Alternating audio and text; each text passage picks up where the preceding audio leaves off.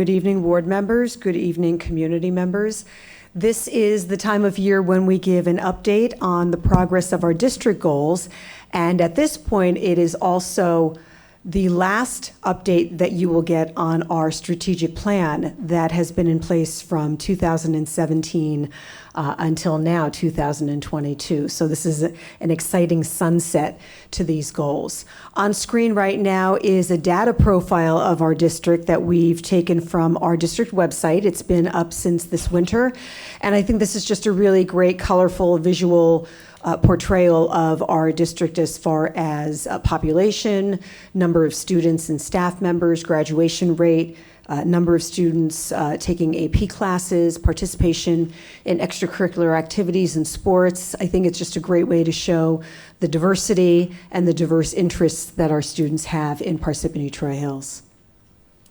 Our first goal for strategic plan speaks to innovative and rigorous educational experiences for our students. And so here's a quick glimpse at what we have implemented over the past 5 years. We brought in a STEM Pathways program at the high school that students enter into as ninth graders.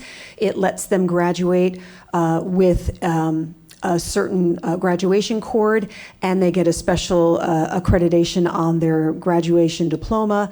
It really is a way to partner our students with rigorous math, engineering, computer science, and science classes. And then there's also a mentoring opportunity where we connect our students with experts in the field.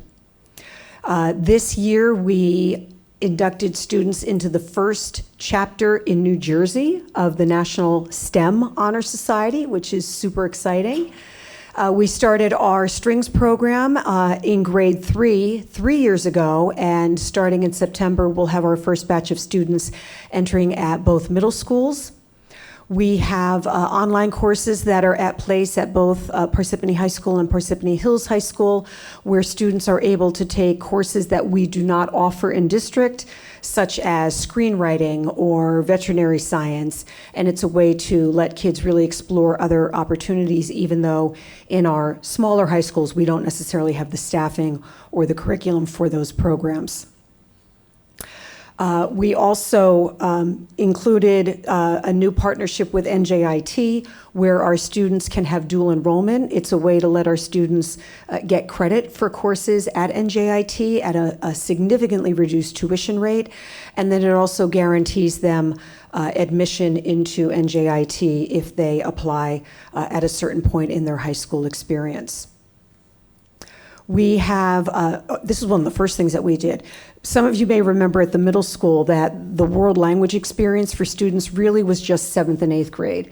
The 6th grade year was sort of a sampling of languages, and through conversation with the world language teachers at the middle and high schools, we really saw that as a missed opportunity in grade 6, and so right away began the first year of full study in grade 6, and then in 7th and in 8th. What this has had the nice benefit of doing is having students enter the high school, most of them able to go into Spanish or Italian or French, some of them even going into the 3rd year of that language out of middle school, whereas prior to that, many of them were repeating actually the first year all over again, even though they had had it for 2 years at the middle school. So it's been a nice way to really elevate the enrollment in our world language classes, and particularly the level 4 and the honors and AP classes in world language. We, with the board's permission, began requiring our sophomore students to take the PSAT. This is paid for by the district, so there's no cost to our students. We did this because typically students would take the PSAT as junior students, and then they would take the SAT as senior students. The PSAT is the test of record where merit finalist scholars are determined. And so when you're taking the PSAT for the first time as juniors, it puts our students at a disadvantage because they haven't had practice with the test. What a lot of high school districts have moved to do is what we just did. We bring that PSAT down. We offer it during the school day in October, which is the PAT formal testing day. It's paid for by our district. And then the students not only have a practice test under their belts as they're preparing for perhaps another PSAT or an SAT, but it also has given our students more advantage as they're being considered for those National Merit Scholarship Final Awards. Oh, goodness. There we go. Because we began accelerating some of our math studies in the elementary level, we began including an accelerated grade 5 math class. This has resulted now, as those students have moved through middle school, we have students who will be ready in September for 8th grade geometry. Up until this past year, the highest middle school class that our students were taking was really algebra. We had a tiny group of students who were eligible for geometry, and they needed to take that course online because we didn't have a dedicated teacher. Now we have enough students and a dedicated teacher and a curriculum of our own that in September we will have 8th graders on both sides of town taking geometry. Oh, there's the PSAT. I'm sorry, I got them mixed up. So remember what I said about PSAT? That applies here. AP was a significant number of new classes added, and I have charts for that in a little bit. We implemented a foundations program in our primary levels, particularly at grades 1, 2, and 3. The board will remember that we really are employing a reading, writing workshop, a balanced literacy curriculum in our elementary and middle schools. This is a way to really get books into kids' hands, let them read lots of literature, both nonfiction and fiction, and then to also do writing of nonfiction and fiction through across a number of genres and themes.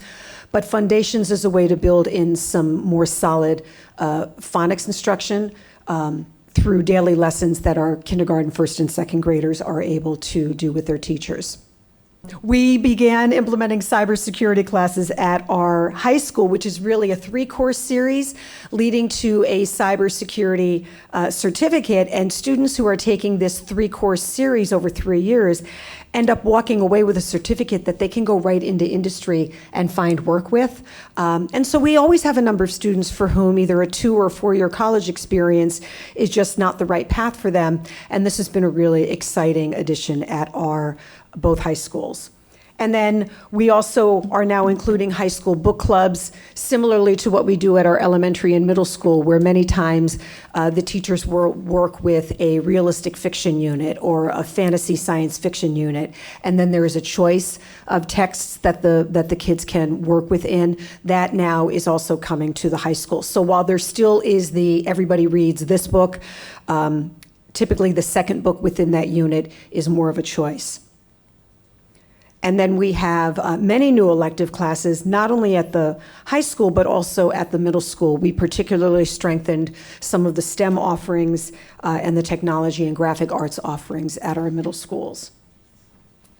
So I said that I had additional information about AP courses. What I've given you here is a look back to 2018. That's the row at the top. And then down to 2022. Going into this next year, the number of AP courses that we are offering. So we had 20 courses back in 2018. We're at 25 courses now. Over the years, we added AP English Language and Composition, which is a nonfiction English course offering. We added 2D and 3D AP Drawing. And then finally, we added AP Psych and AP Human Geography last year.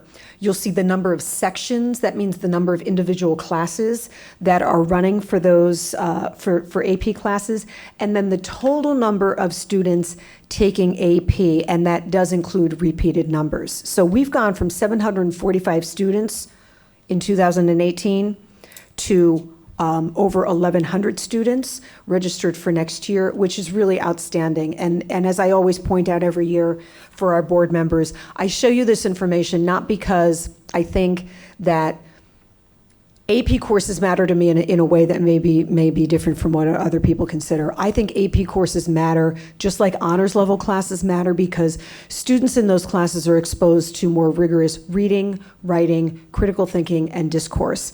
And we know that when students, whether you're only taking AP Psych or an AP English class, those behaviors, those academic rigorous opportunities translate to other classes as well. So you end up taking those scholarly abilities and applying them into other areas of study. We also know from research that students who take an AP class in high school, whether or not they sit for the test, that those students go into college and have a more successful college experience. They are more apt to finish 4 years of college, which I know pleases parents who are putting out tuition money for that. And it also encourages students who are going into college to have a better idea of the subject area that they want to be studying. So they're not undecided as a major, going into their sophomore and junior year. So I think it's an exciting growth opportunity for our Parsippany students.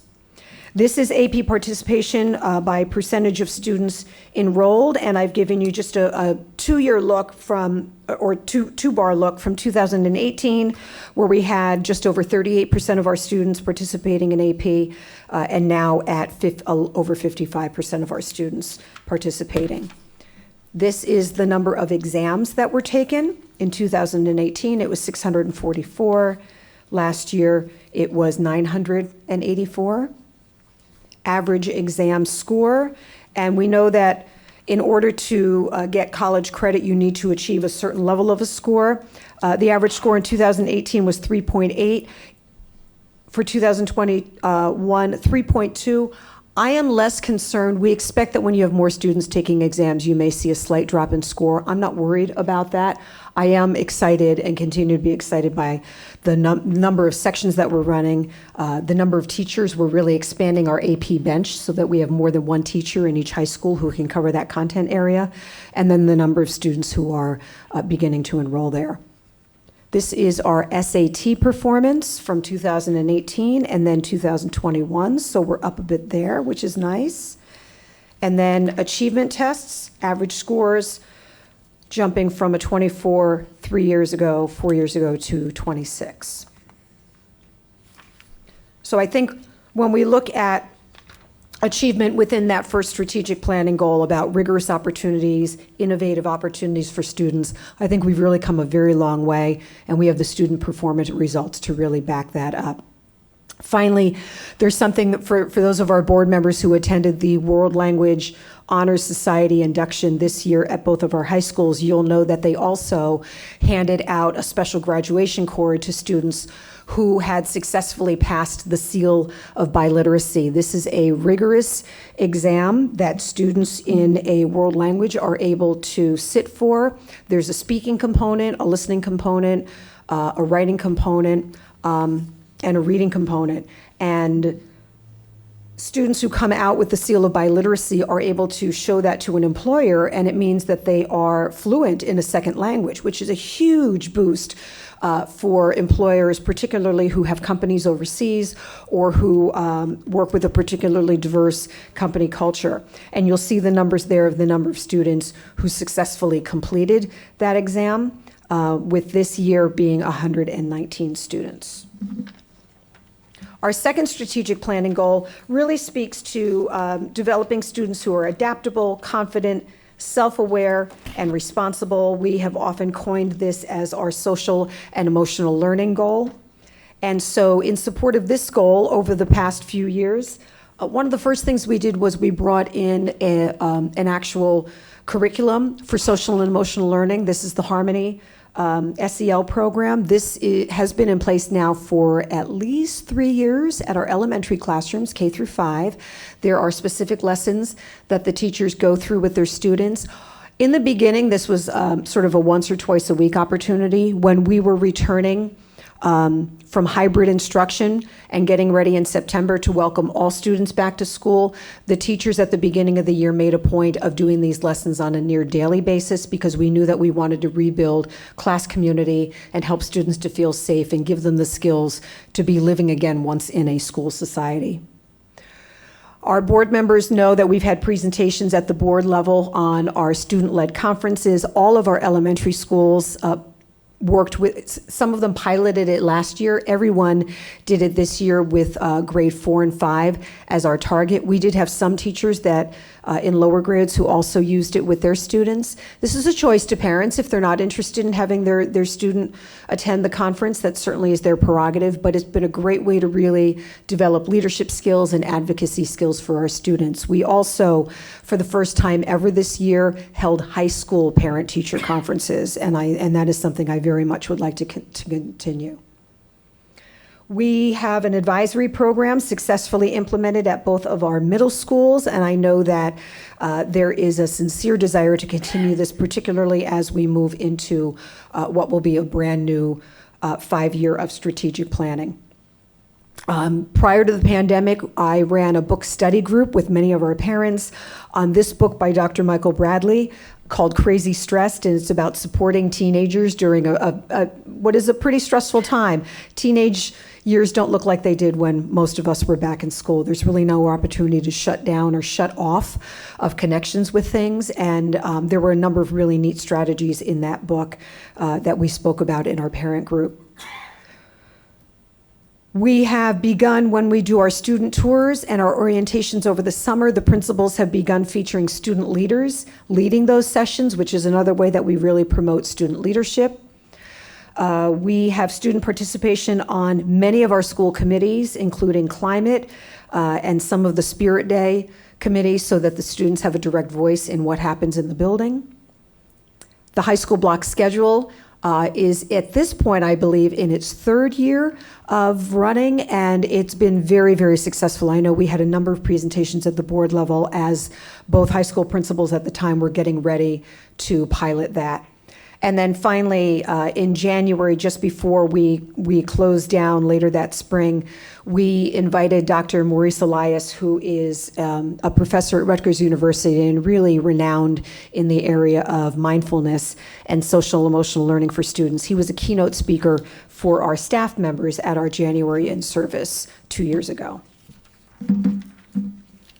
And then our final strategic planning goal board members spoke to how we engage and support the adult learners in our district. And I think when I think back to the work that's been done here, there are really 5 key things that were significant, were important, and I think really paved the way for continued professional growth for our educators.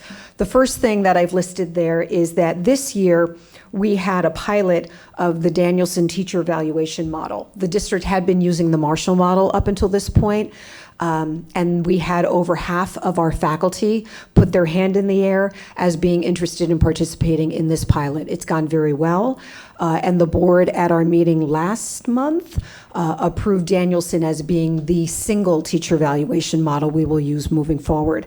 I think one of the big differences with using the Danielson model is that it allows the observer to be in to see more of the lessons. So rather than the 10-minute bursts that our administrators were seeing with the Marshall model, with Danielson, you're seeing a 40-minute lesson. You're seeing not only the beginning of the lesson, but the middle and the end. I think a lesson is like a story, and you want to see how it all unfolds.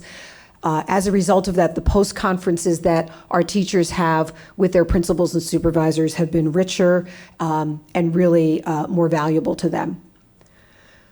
Oops, went too quickly. The second thing we did was, and this was when I first began, I really have always worked with a philosophy that teachers write the curriculum. They are the ones that teach it. They are the ones that use it in the classroom and will coach their colleagues through it when there are new people in the department. And so all of our curriculum is piloted and written by our own district educators. Board members know that because you see the list of teachers every year who we approve when they are doing summer curricular writing work.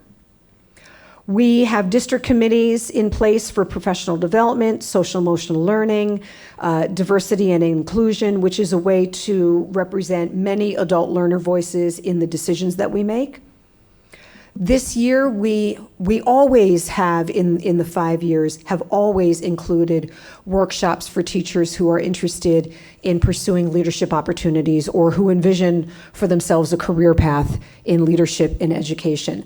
But what we did this year was a little bit different, and it was really neat. We ran 4 different seminars after school One seminar was a day in the life of an administrator, one was a day in the life of a supervisor, one was a day in the life of child study team, guidance counselor, pupil services, and the final one was prepping your resume and what to expect during interviews. And so any of our staff members, we actually had some visitors from area districts join us as well, came, and they were able to listen to our principals, our vice principals, our supervisors talk about what their career path was, how they best prepared to be able to be successful here in Parsippany. And I think it's really given our those educators who envision themselves in leadership, it has given them people to connect to and to go back and talk with.